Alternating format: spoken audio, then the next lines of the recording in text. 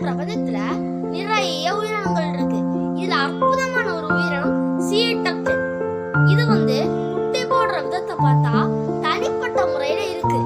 இது கடல்ல ஒரு குழிய தோண்டி 100 முதல் ஒரு 50 to 190 முட்டை வரை இது போட்டுட்டு அந்த குழிய மூடிடுது.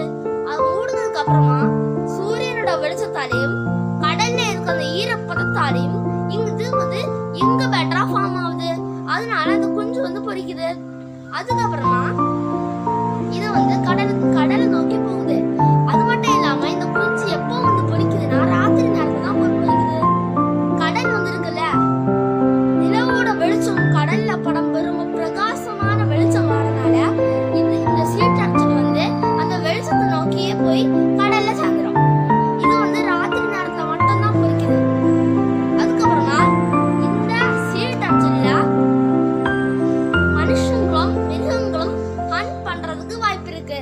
அதுக்கப்புறமா இதுல இருக்க கொஞ்சமும் தப்பிச்சு கடலுக்கு போகுது. கடலுக்கு போனதுக்கு அப்புறமா